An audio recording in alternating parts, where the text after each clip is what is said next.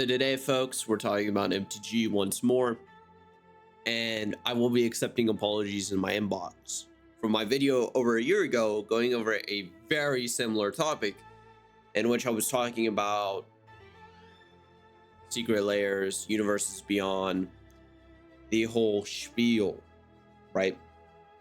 Again, this company has not paid me my 20 million I so righteously deserve to become a sellout for them. So I will be giving my honest opinion on this. If you did not realize a year ago that Universes Beyond or Secret Lair was going to be a problem, I'm accepting your apology now. Now, for some odd reason, the popular opinion is that this is a problem. Well, I saw this being a problem last year when literally almost half the sets, if not half the sets, actually half the sets were literally just Universes Beyond. And this isn't even accounting for Secret Lair releases, okay? Which Secret Lair likes to do reskins of previous cards, like for example the SpongeBob, which I pointed out in my previous video, but more recently The Office, where they'll reskin a skin. So for example, they'll reskin the card. So for example, Joda the Unifier being SpongeBob. That is a reskin of Joda the Unifier, the original card, used in Commander a lot of the time, but as SpongeBob. And sometimes I don't have a problem with that, although I'm not the biggest fan of it, to be honest, to be frank. But I don't have that big of a problem with that. But the problem with companies like Blizzard, or sorry, Wizards of the Coast, they're owned by the same parent company, being Hasbro, by the way. But the problem with dealing with companies like this, the problem with dealing with them is that if you give them an inch, they're just going to go for a mile. So if you bought, for example, last year Spider-Man, they saw that a lot of people bought Spider-Man Final Fantasy, and now this year there are literally more Universes Beyond sets being released than actual MTG sets being released. I don't have a problem with Universes Beyond when it comes to universes like The Hobbit, The Lord of the Rings, D&D, or even, for example, Warhammer, because they're fantasy adjacent. They are set in worlds similar or worlds that are drawn from in MTG lore. I don't have a problem with that because they're the adjacent universe. I have a problem with it when it becomes sets like, for example, Final Fantasy or Marvel superheroes, when we literally just had a Marvel Spider-Man set. And the only reason why they're releasing these sets is not because they actually care about the MTG setting. It's clearly just to make money. So I actually don't have a problem with this company. You know, the main job of a company is to make money. That is the main job of a company, okay? And Wizards of the Coast is no longer owned by the same owners that originally owned Wizards of the Coast. It is owned by a parent corporation, Hasbro. And Hasbro's main goal in this market is to make as much money as possible, right? Okay, so the passion's gone.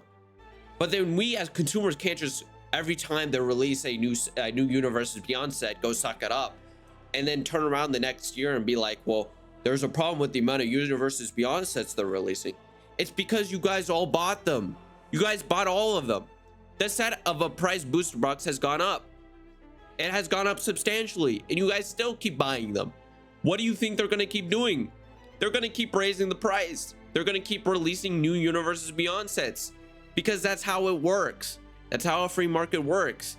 And you idiots, you keep buying these Universes Beyond sets because you think that you like the cards, and then someday you're going to look back and you'll be like, well, this setting isn't what I liked. It's not what I liked before. It's not what I got into. And the prices, everything's so expensive now. Yeah, because that's exactly what you told the company you wanted. If tomorrow they release Marvel superheroes, for example, that whole set, and nobody the next day goes out and buys the new Marvel superhero set, well, they're up shit's creek. They're up shit's creek with a turd for a paddle. Not to quote one of my favorite songs, but that's literally what's going to happen to them. You know, I'm waiting for the next set to be Lockheed Martin. Where's my Lockheed Martin Universes Beyond set? Where's this crossover with the F-35 card? I want the 5 F-35 cards in my deck. I wanted to say that I can have 5 F-35 cards at the bottom so I can play them in my commander decks. And I'm waiting for my Lockheed Martin crossover with Magic the Gathering. Do you guys are you all starting to understand why Universes Beyond is a stupid idea to even delve into past the whole fantasy setting? If you go past fantasy, there's no limit, right? If you go past adjacent universes, there's no limit. And I'm against Final Fantasy, by the way. I was against that one because in my opinion, it's not actually adjacent universe. But I mean, if we want to say, well, it is an adjacent universe, sure, whatever. Well, let's just go all the way. You know, if we're going to do this, guys, let's do it right. Where's my Lockheed Martin crossover where I can buy a booster box for $8 billion and then the company blames this, and then everybody turns around and blames the scalpers? Don't get me wrong, scalpers are the problem, but you guys are also part of the problem. Do you not understand this? Do we not see this? So scalpers only work because scalpers buy the set and then they resell the set. If scalpers buy the sets and then nobody buys the sets off the scalpers are up shit's creek. Now, this is the problem with Magic the Gathering, and this is a problem with the whole industry as a whole. If we don't buy the sets, okay, if our local game stores don't buy the sets, and then we in turn don't buy the sets from the local game stores, the local game stores go under. And that's a sad reality. But it's either that occurs, some of them go under, and again, that's very sad, and I don't want that to happen, but it's going to happen now, because we fucked ourselves irreparably, and we haven't given these local game stores enough love, and so people like to go to Costco and buy their cards, and they like to go to Target and buy their cards instead of these local game stores. That's all gonna have to stop.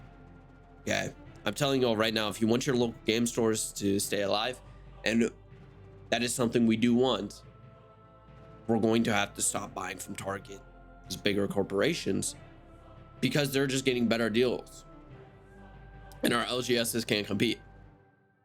And I'm not saying you buy from your LGS no matter what. If they're offering the shittiest price in the market, I mean, don't buy from them, right? They're a part of the free market system. They don't just get all these benefits inherently. They get the benefits from the fans because of the communal aspects they give the fans, right? They give us a place to play. They give us a place to go for pre-releases. They give us a place to do drafts, stuff like that. That is why we support them. We don't just give them this blatant protectionism mindset, though, right? So they have to play into this to some degree as well. But as I said before, Magic, if you guys want to buy me off, if you want to pay for my opinion, which is $20 million, the likes of Saudi Arabia has already done it, then I'm here, and I'll completely swap. I'm going to swap sides. I'm going to say I'm waiting for my Lockheed Martin crossover, where it's an image of an F-35 flying over someplace in the Middle East, and there's a bomb going off where they're definitely terrorists. I'm waiting for the crossover. I'll be waiting here for that Lockheed Martin crossover. I can't wait for it. I'm waiting for the McDonald's crossover, where it just shows just the best thing ever. I'm waiting for the Pizza Hut crossover. I mean, fuck it. Let's cross over with literally everything and anything. You know, where's the presidential crossover? Where's my Xi Jinping crossover? I want it all crossed over. Fuck the hobby. At this point, let's just have everything crossover. Okay? So that's going to be my new opinion if I get that $20 million, or if the channel's paid off $100 million again. I don't understand why my other hosts want the editor to get paid a portion of the buyout of the channel, because I personally can't stand this editor. Who the fuck is this editor? I don't like the guy. The guy should work for free. should get no benefits. Fuck them. Besides the point. I hope y'all have a great day. And as always, remember to junk it out.